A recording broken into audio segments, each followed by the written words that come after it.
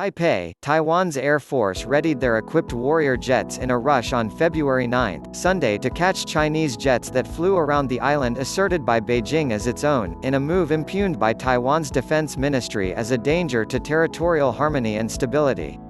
China has been flying what it calls island-encompassing bores on-off since 2016, when Taiwan President Tsai Ing-wen initially got to work.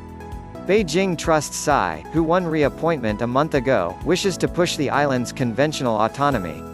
She says Taiwan is an autonomous nation called the Republic of China, which is its official name.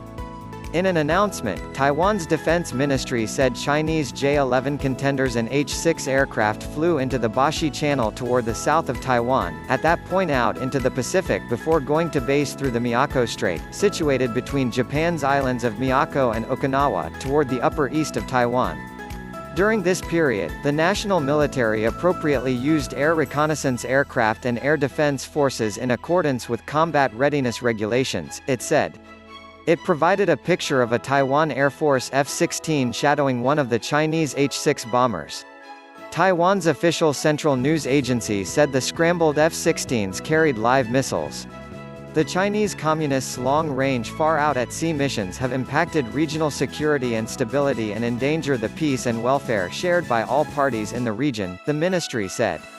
China's Eastern Theater Command, in a statement late on Sunday carried by the official People's Liberation Army Daily, said the aircraft carried out real combat-oriented training.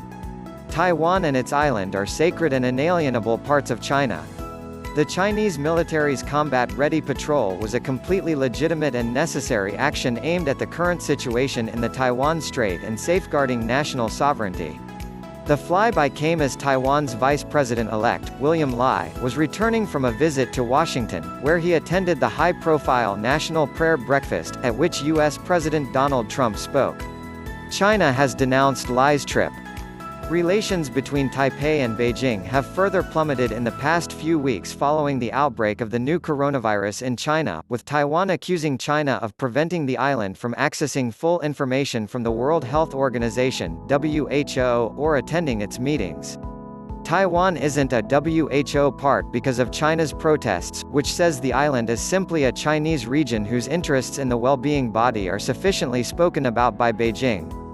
Be that as it may, in one little strategic leap forward for Taiwan, the WHO said Taiwanese specialists will take an interest this week in an online meeting of specialists about the coronavirus infection. Taiwan's foreign ministry said this was a decent beginning and that they would endeavor to participate in more WHO occasions. Taiwan's WHO inconveniences a week ago turned into another flashpoint in Sino-US ties, with the U.S. representative to the UN in Geneva advising the organization to manage Taiwan's government, drawing a sharp reproach from China.